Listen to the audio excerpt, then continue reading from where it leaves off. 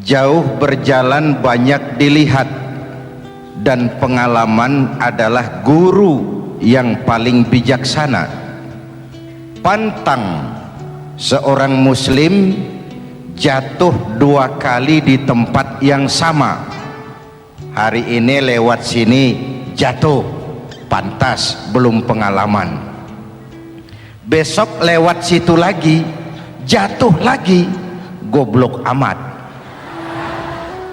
Si amat saja tidak goblok. Kita mau bicara keagungan Ramadan yang ditandai 3 hal. Pertama, Ramadan dipilih oleh Allah menjadi bulan tempat di mana pertama kali diturunkan Al-Quranul Karim, kitab suci kita, imam kita, pedoman utama dalam melaksanakan berbagai kegiatan hidup.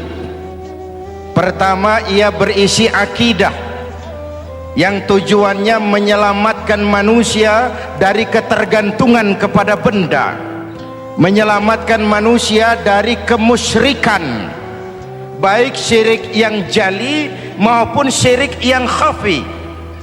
Syirik jali itu syirik terang-terangan, nyata-nyata menyembah berhala, nyata-nyata meyakini Tuhan lebih dari satu. Kalau gitu insya Allah kita aman. Tapi ada syirik khafi, syirik yang tersembunyi, menjadikan yang selain Allah sebagai tujuan akhir dari seluruh kegiatan hidup. Itu syirik khafi. Saya sejak pakai cincin ini rezeki lancar. Cincin. Saya sejak pakai gesper ini, jangan anak gadis, nenek-nenek ngelihat saya lemes. Gesper. Ini sejak ada perkutut di rumah ini, bisnis bagus. Perkutut. Kalau komputer lebih kita kagumi dari Allah, itulah berhala kita. Kalau pangkat lebih kita utamakan dari Allah, itulah berhala kita. Kalau ilmu lebih kita kagumi daripada Allah, itulah berhala kita. Quran membebaskan manusia dari ketergantungan kepada benda, membersihkan keyakinan, meluruskan tauhid dengan konsep akidah. Lalu sisi yang kedua, syariat untuk mengatur kehidupan sesama manusia. Selama ini kalau mendengar syariat, yang terbayang oleh kita kan yang serem-serem, dan memang diopinikan sedemikian rupa. Padahal watak syariat itu pertama, al-musawat bainan nas fi takalifil ahkam. Ini watak syariat Islam. Semua manusia sama dalam berhadapan dengan hukum Allah. Semua manusia sama. Bukankah ini yang kita perjuangkan dengan tuntutan keadilan? Supaya di Republik ini jangan ada warga negara kelas 1. Supaya di Republik ini jangan ada yang kebal hukum. Supaya di Republik ini hukum jangan seperti pisau, tajam ke bawah tapi tumpul ke atas. Syariat mengajarkan al-musawat bainan nas fi takalifil ahkam. Semua manusia sama dalam berhadapan dengan hukum Allah. Ketika mengajarkan orang beramal, Rasulullah kepada putri kesayangan beliau sendiri berkata, "I'mali ya Fatimah, i'mali fa inni la ughni anki minallahi syai'a." Fatimah, beramal kau. Fatimah, solat. Fatimah, puasa. Fatimah, haji. Kalau kau tidak beramal, aku ayahmu Rasulullah tidak akan sanggup membelamu di akhirat nanti. Inilah watak syariat. Tidak mentang-mentang anak kesayangan lalu ada jaminan, sudah Fat, kamu nggak sholat nggak apa-apa, nanti di akhirat ada papi. Tidak. Semua manusia sama dalam berhadapan dengan hukum. Andai kata Fatimah putri Muhammad mencuri, tidak usah orang lain, Muhammad sendiri yang akan memotong tangannya. Bukankah keadilan macam ini yang kita harapkan? Cuma sayang selama ini banyak kita mengenal Islam seperti orang buta kenal gajah. Ada 3 orang buta dilepas ke kebun binatang, disuruh kenal gajah. Saya yakin laporannya lain-lain. Orang buta pertama bilang, "Pak, gajah tipis lebar kayak kipas." Kenapa? Dia baru pegang telinganya. Orang buta kedua ngotot, "Goblok itu, Pak. Yang betul saya, gajah kecil panjang kayak ular." Kenapa? Yang dia pegang ekornya. Orang buta ketiga lebih marah, "Dua-duanya tolol, Pak. Yang betul itu saya, gajah tinggi besar seperti pohon kelapa." Karena yang dia pegang kakinya. Beginilah kita mengenal Islam, seperti orang buta kenal gajah. Frame of reference, kacamata pandangannya tidak total. Baru kenal kaki gajah sudah sok tahu gajah, baru kenal telinga gajah sudah sok kenal gajah. Kemana-mana pidato, "Saudara-saudara, gajah tipis lebar kayak kipas." Buat orang yang belum kenal gajah, dia menyesatkan. Buat orang yang sudah tahu gajah, senyum di kolom. "Oh, kau baru kenal kupingnya kok." Begitulah kadang-kadang kita baca Quran, ayatnya yang keras, kesannya Islam itu sangar, Islam itu sadis, Islam itu perang. Di sisi lain ada yang adem, sejuk, lalu lahir generasi feminim. Buat saya yang terpenting semua kita perlu. Rasul mengajarkan, "La takun ratban fatuksara wala yabisan fatuksara." Jangan lemah, nanti kau diinjak orang, tapi jangan keras, nanti kau dipatahkan orang.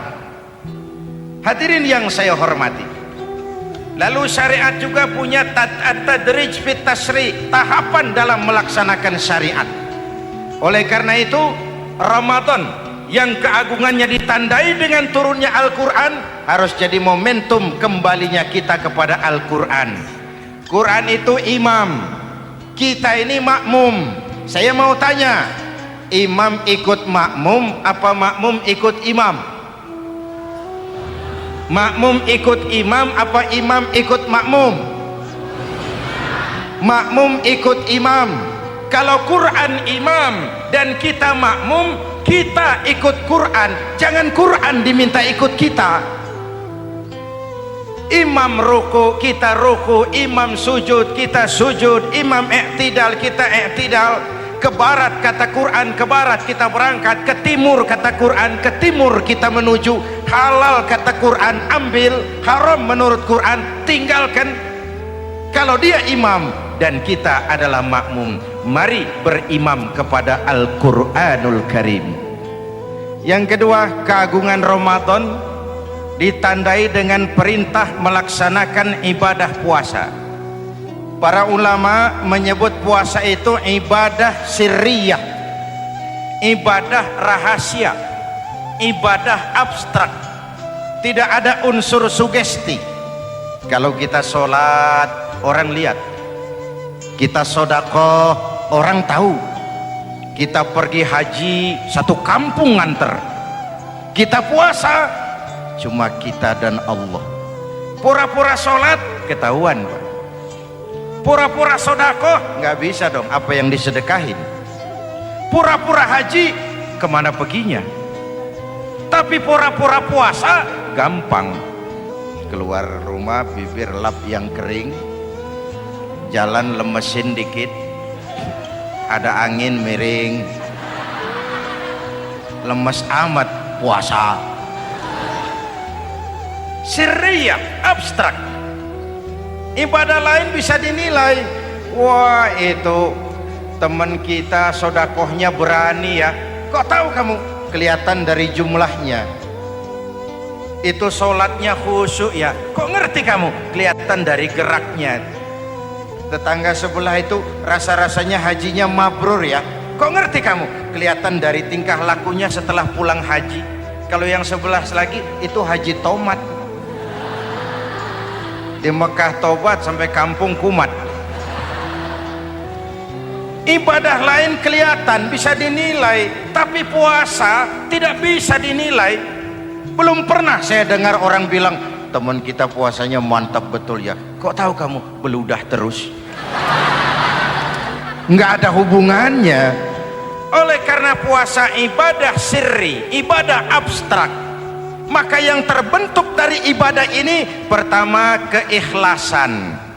Ini sikap hidup yang paling penting. Orang lain mau puji atau tidak bukan soal, orang lain mau dengar atau tidak bukan soal. Ini urusan saya dengan Allah.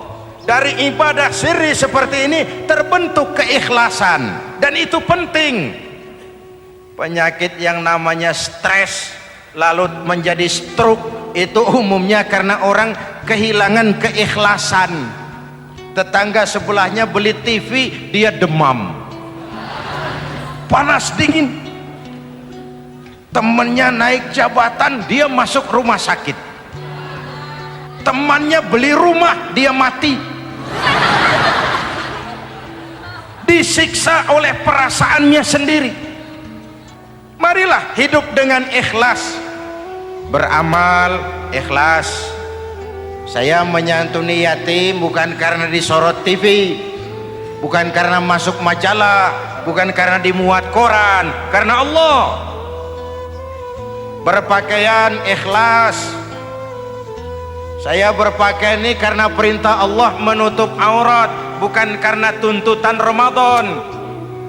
Kalau cuma tuntutan Ramadan, Ramadan saja bagus busana muslim. Selesai Ramadan kembali pusar merajalela. Menerima jabatan ikhlas, ini amanah dari Allah.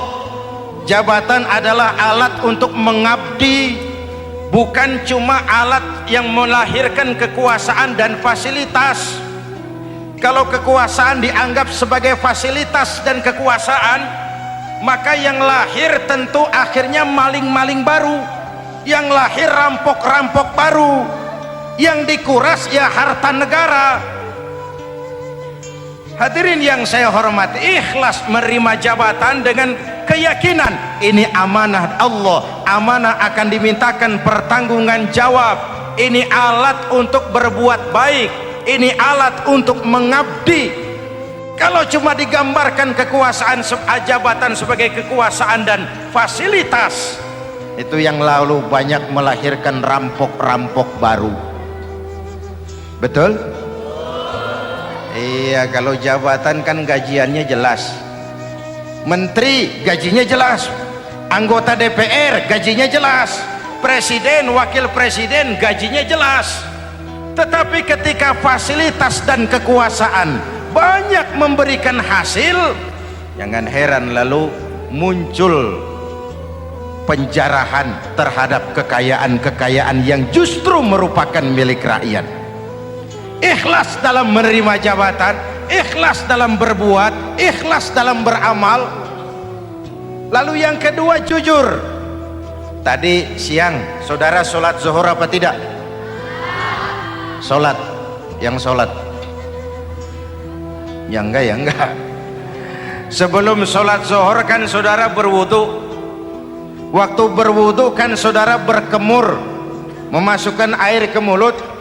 Umpama waktu berkemur saudara korupsi, dikit saja airnya saudara minum, jangankan hansip, jangankan satpam, jangankan polisi, teman sebelah pun tidak tahu kalau waktu berkemur kita korupsi. Kenapa kita tidak mau melakukan itu? Ada rasa malu kepada Allah. Alangkah positifnya kalau ini diterjemahkan dalam kehidupan. Sekarang kan kita berpikirnya Allah ditekan. Kamu korupsi ya? Iya, Tuhan kan tahu. Biarin, Tuhan mah tahu, nggak ribut. Nggak ribut katanya. Tapi kalau orang, 3 orang saja tahu, geger kantor. Bayangin, Tuhan aja ditekan, Tuhan diintimidasi, apalagi orang lain. Lahir etika otonom, daya kontrol yang paling ampuh yang muncul dari dalam jiwa kita sendiri. keikhlasan yang dibentuk oleh pelaksanaan ibadah puasa, kejujuran yang dibentuk oleh pelaksanaan ibadah puasa, lalu kesabaran. Kata Nabi, as-siyamu junnatun, puasa itu benteng, dinding. Fa idza kana yaumus siyami ahadikum, kalau salah seorang kamu tengah berpuasa, fala yarfus, jangan berkata kotor, wala yafsuk, jangan berkata keji, wa in sabahu ahadun aw qatalahu falyaqul inni shaim, inni shaim. Kalau ada orang mencaci maki dia, bahkan mengajak dia berkelahi yang menurut ukuran dia mesti menang, tapi karena puasa, maaf, saya bukan gak berani sama kamu, saya sedang puasa.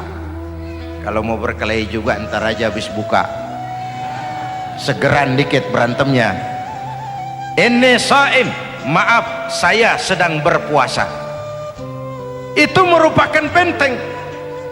Orang itu kan kalau lagi puasa kondisi lapar, haus, temperamen kan tinggi, sedikit tersinggung temperatur naik, sama marah gampang. Kalau waktu begitu dia bisa sabar, ketika kenyang sudah nggak ada masalah. Sabar baik dalam taat kepada Allah, sabar dalam melaksanakan perintahnya, sabar dalam meninggalkan larangannya, dan sabar di dalam menghadapi musibah, kesulitan-kesulitan dalam kehidupan kita.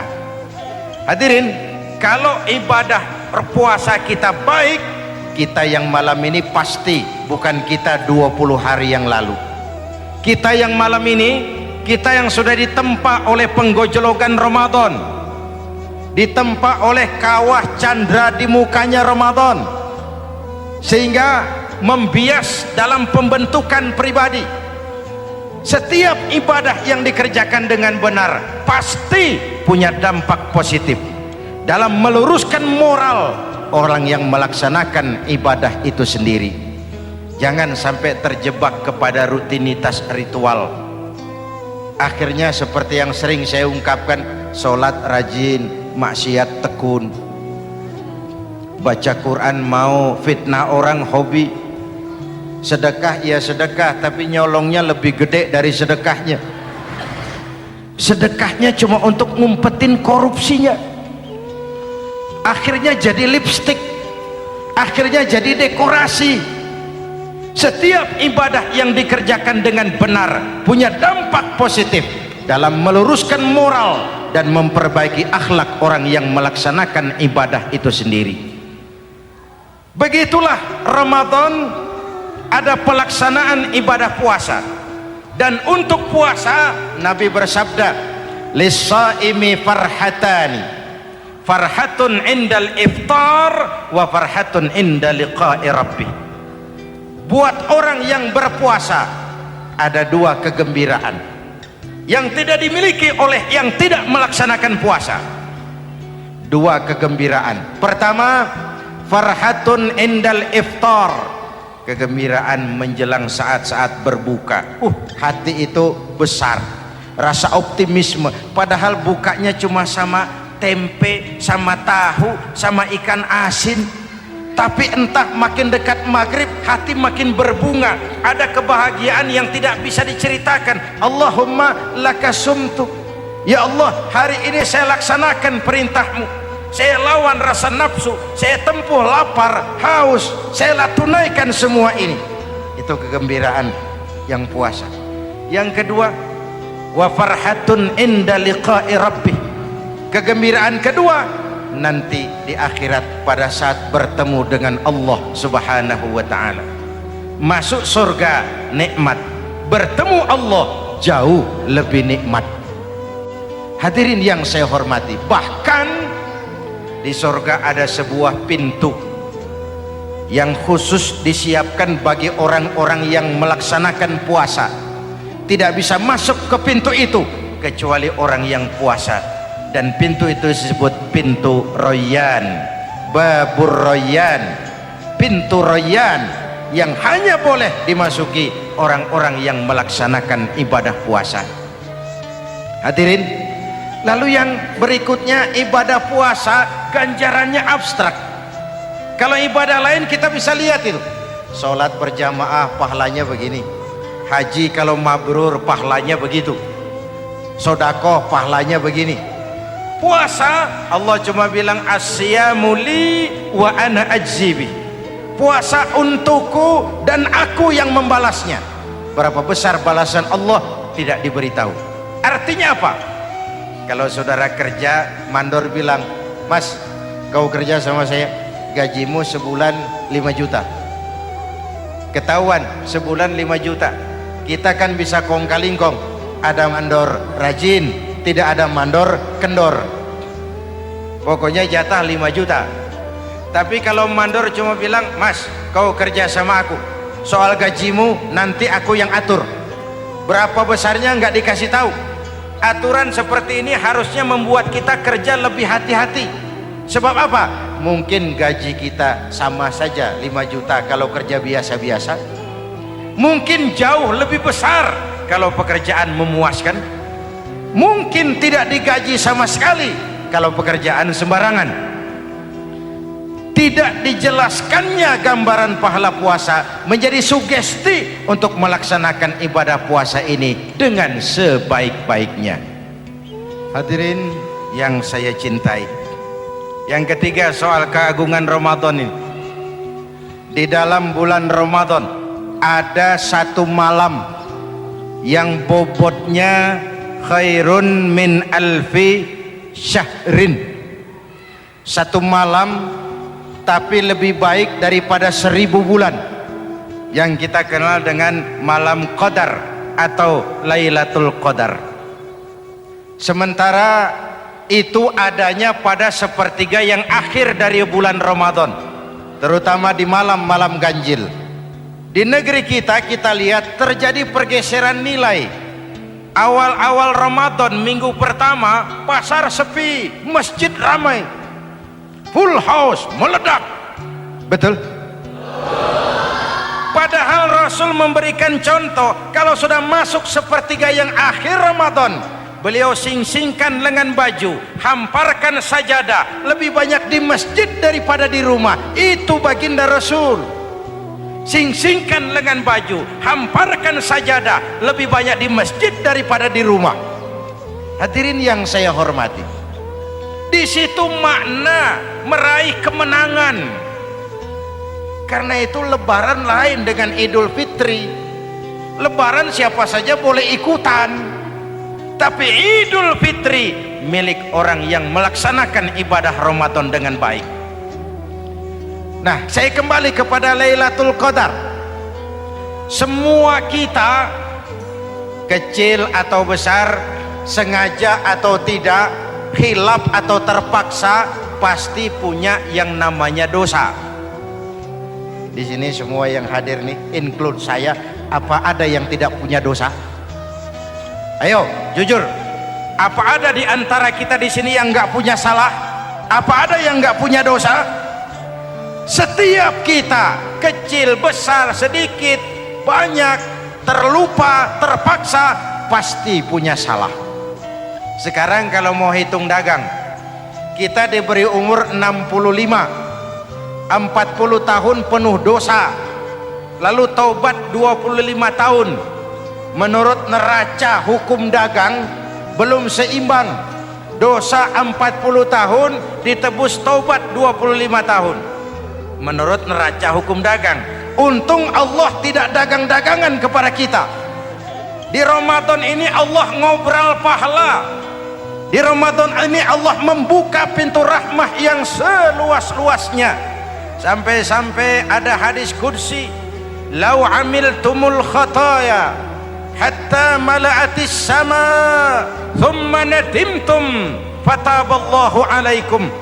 Kalaupun kamu berbuat dosa, penuh langit dengan dosamu, kemudian kamu menyesal dan bertaubat, Allah pasti akan menerima taubatmu. Hadirin yang saya hormati, inilah momentum Ramadan, saat dimana kita melakukan pemutihan diri. Masih ingat cerita dalam kitab Durratun Nasihin? Saya ulang lagi cerita ini untuk sugesti. Ada buajingan tengik, pernah membunuh 99 orang. Satu saat hidayah datang kepadanya, terniat ingin bertaubat. Dicarinya seorang ustadz, ketemu ustadz kepala ngajar. Ustadz, ya, apa? Saya mau taubat, diterima apa tidak taubat saya? Emangnya dosa kamu apa? Saya pernah membunuh 99 orang Ustadz. Ustadznya melotot. Wih, banyak amat. Enggak segampang itu nyawa hak prerogatif Allah. Cuma Allah yang berhak ngambil. Membunuh tanpa alasan yang benar, dosa besar. Dosamu kelewat banyak mas. Enggak bisa. Dia ponis lebih dulu kayak surga milik bapak moyangnya. Ini preman kita pikir ini ustadz saya niat baik-baik kok ngomongnya nggak enak. Daripada 99 tanggung, saya lempengin aja nih urusan dah. Dibabat lagi ustadz, tamat, selesai, pas, cepet. Niat taubatnya masih terus, dia mengembara sampai ketemu seorang ustadz yang bijak. Assalamualaikum ustadz. Salam. Ada apa? Ustadz, saya mau taubat, diterima apa enggak sih? Oh, sebelum mentari terbit dari sebelah barat, sebelum nafasmu sampai di tenggorokan, Allah akan menerima taubatmu. Boleh jadi dosamu besar, tapi ampunan Allah lebih besar dari dosamu. Begitu tadi. Iya. Cuman ngomong-ngomong dosamu apa sih? Ustadz, saya sih tadinya cuma bunuh 99 orang. Terus ada ustadz ngomongnya nggak enak, jadi saya cukupin 100. Oh, taubatmu diterima asal benar-benar. Cuma begini saja, kampungmu kampung brengsek tuh, lingkunganmu nggak sehat. Kalau kau pulang ke sana lagi, niat taubatmu bisa lentur dan luntur. Kamu pindah saja, hijrah ke kampung lain yang lebih baik. Baik Ustadz, terima kasih. Wah, ngepak koper, pindah. Belum sampai ke kampung yang dituju, ajal datang merenggut nyawa. Ketika ruh keluar dari jasad, ini malaikat rahmah dengan malaikat azab rebutan. Kata malaikat rahmah, ini jatah saya. Orang ini sudah taubat, tempatnya di surga. Kata malaikat azab, nanti dulu. Taubat sih taubat, 100 bagaimana urusannya? Bertengkar. Akhirnya Allah mengutus malaikat Jibril, kau adili. Kata Jibril, ukur sajalah mana yang lebih dekat, kampung yang dituju atau kampung yang ditinggalkan. Ketika diukur, kampung yang dituju lebih dekat dari kampung yang ditinggalkan. Kata Jibril, dia jatah malaikat rahmah, taubatnya diterima Allah. Nah, kalau mendengar riwayat seperti ini, jangan diartikan bahwa untuk taubat mesti membunuh 100 orang. Ini harus diartikan bagaimanapun besar dosa dan kesalahan yang kita lakukan, jangan putus asa dari rahmat Allah. Sebaliknya, bagaimanapun banyak kebaikan yang kita kerjakan, jangan puas hati dan sombong diri. Kita belum tahu akhir perjalanan hidup ini. Kita hanya berbuat dan berbuat. Kepastian itu haknya Allah. Ada yang masuk neraka karena menyiksa kucing. Ada yang masuk surga walaupun sudah membunuh 100 orang. Bahkan kalau nanti saudara di surga ketemu orang-orang soleh, saudara nggak usah kaget, itu memang tempatnya di surga. Saudara akan kaget nanti kalau di surga ketemu pelacur. Pelacur masuk surga. Penasaran, saudara samperin, Mbak Yu. Ya Mas, sampean ada di sini, apa Allah nggak salah wesel ini? Iya mas, saya ini ada di surga sini. Padahal waktu di dunia dulu saya ini siapa mas tahu kan? Bang mas juga langganan kan waktu itu.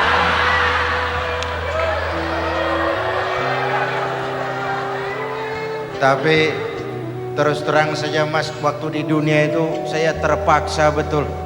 Sejak lahir saya sudah yatim piatu. Sejak kecil sudah yatim piatu. Ada tetangga saya muslim sedikit kaya, tapi pelitnya 17 setan. Akhirnya demi tuntutan perut saya merantau ke kota besar. Ada yang nolong, katanya kerjanya ringan, uangnya lumayan. Apa? Ya itu. Demi sesuap nasi saya lakoni. Satu malam saya lagi berangkat dagang, lewat masjid Baitul Ihsan, ada ceramah. Saya dengar dari jauh, ustadznya pidato, katanya Allah berpesan, "Lau amiltumul khataya hatta mala'atis sama, thumma nadimtum, fataballahu alaikum." Kalaupun kamu berbuat dosa, penuh langit dengan dosamu, lalu kau menyesal dan bertaubat, Allah pasti akan menerima taubatmu. Mendengar hadis itu mas, berlinang air mata saya. Terbayang dosa-dosa yang pernah saya lakukan. Terbayang orang-orang yang pernah menanamkan modal asing.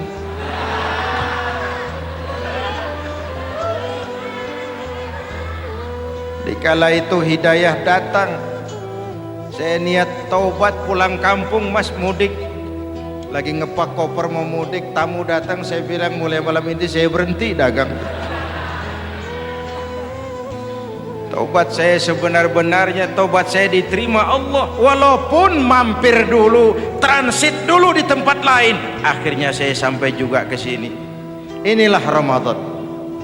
Orang baik bukan orang yang tidak pernah salah, karena tidak ada orang yang tidak pernah salah.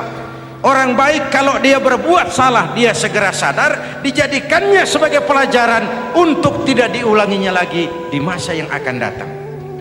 Maka Nabi berpesan, tuba liman syaghalahu aibuhu an uyubin nas. Beruntung benar orang yang kekurangan dirinya menyebabkan dia sibuk sampai tidak sempat mencari-cari kekurangan orang lain. Tapi celaka benar orang yang terlalu sibuk mencari-cari kekurangan orang lain sampai lupa dengan kekurangan dirinya sendiri.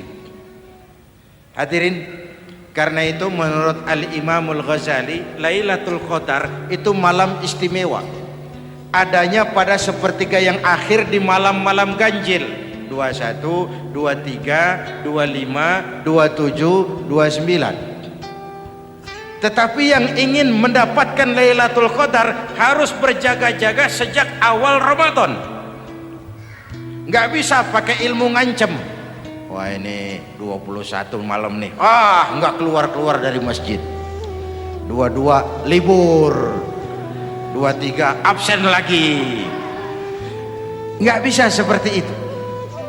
Ingin mendapatkan Lailatul Qadar harus berjaga-jaga sejak awal Ramadan.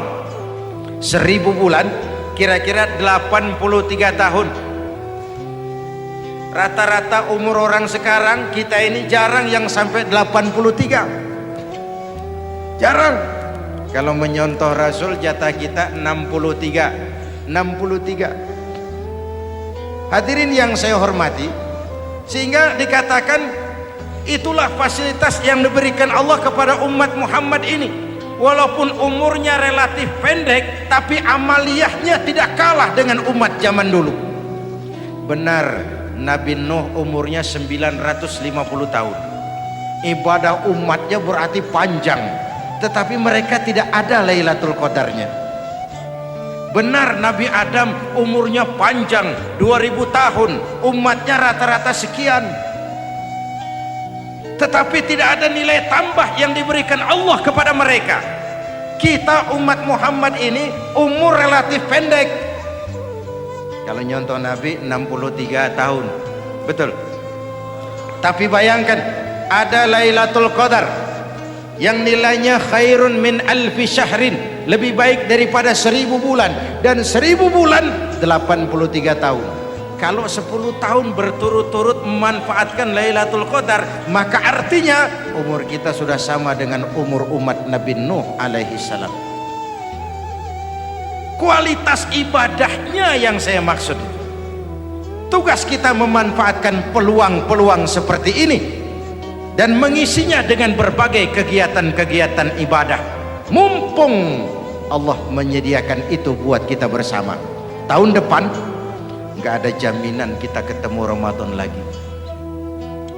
Karena itu mumpung senyampang ini diberikan kesempatan memasuki minggu-minggu 10 yang terakhir dari Ramadan, sing-singkan lengan baju, hamparkan sajadah, dan berusaha lebih banyak di masjid daripada di rumah.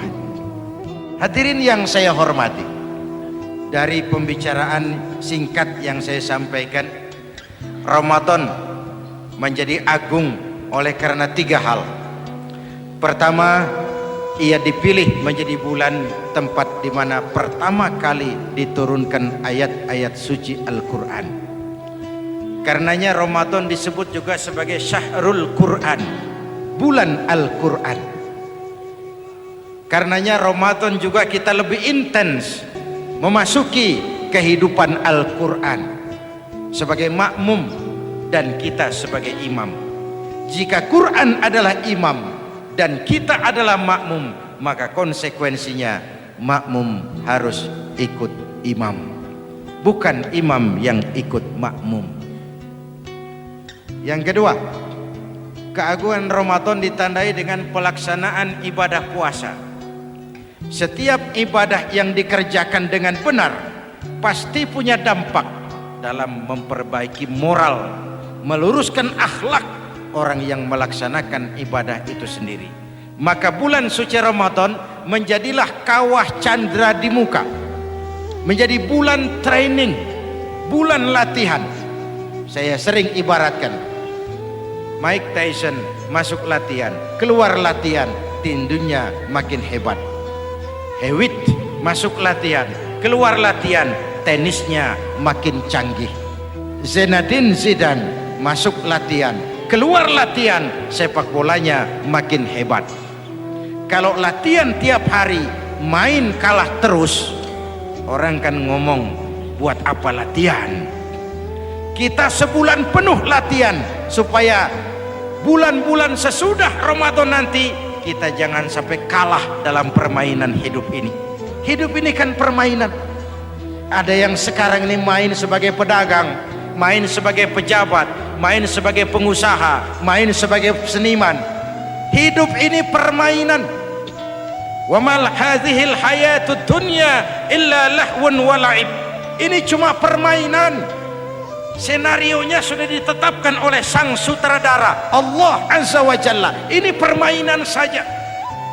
Maka bermainlah sesuai dengan aturan main. Karena hidup memang permainan. Tapi jangan main-main. Walaupun ini permainan, bermainlah dengan benar. Jangan main-main.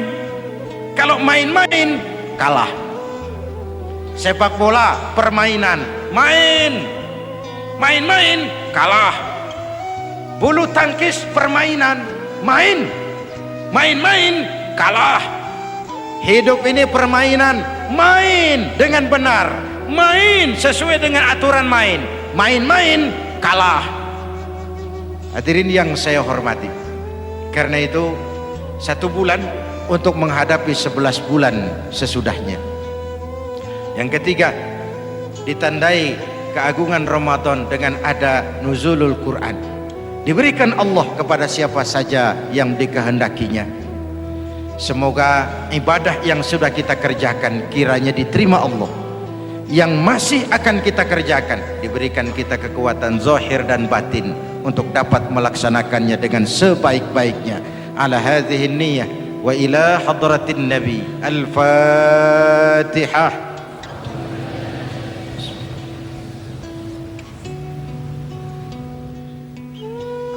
Bismillahirrahmanirrahim. Alhamdulillahi Rabbil Alamin. Allahumma salli wa sallim mubarak ala Sayyidina Muhammadin wa ala alihi wa sahbihi ajma'in. Ya Allah, dengan sepenuh perasaan dan pengharapan, dalam segala kerendahan dan kelemahan, ampuni dosa kami, dosa ibu bapak kami, dosa saudara-saudara kami umat Islam. Kalau selama ini lebih banyak lalai kami dari ingat kami, lebih banyak keluhan kami dari syukur kami, lebih banyak marah kami dari sabar kami, tunjuki kami jalan-Mu yang lurus, yang apabila kami berpijak di atasnya, tidaklah kami akan tersesat buat selamanya. Ya Allah, karuniakan kepada kami rakyat dan bangsa Indonesia pemimpin-pemimpin yang takut kepadamu dan sayang kepada kami. Berikan mereka kekuatan zahir dan batin untuk dapat membawa kami rakyat dan bangsa Indonesia menapak menuju hari esok yang lebih pasti dan lebih baik. Rabbana hab lana min azwajina wa dhurriyyatina qurrata a'yun waj'alna lil muttaqina imama. Rabbana atina fid dunya hasanah wa fil akhirati hasanah wa qina adzaban nar. Rabbana taqabbal minna salatana wa siyamana wa qiyamana wa takhashu'ana wa ta'abbudana wa tammim taqsirana ya arhamar rahimin. Rabbana ja'alna minas su'ada'il maqbulin wa la taj'alna ya Allah minal asqiya'il mardudin. Afdalu ma qultuhu ana wan nabiyyuna min qabli la ilaha illallah.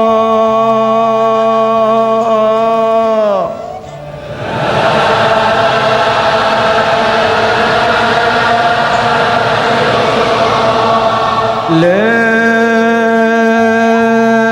ilaha illallah.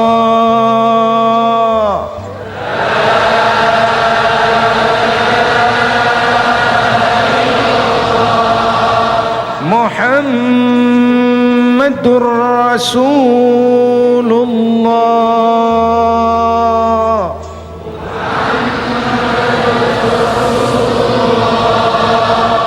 Sallallahu alaihi wa alihi wa sallam. Kalimatu haqqin 'alaiha nahya wa 'alaiha namut wa 'alaiha wa biha nub'atsu insyaallah minal aminin minal aminin minal aminin rahmatika ya arhamar rahimin.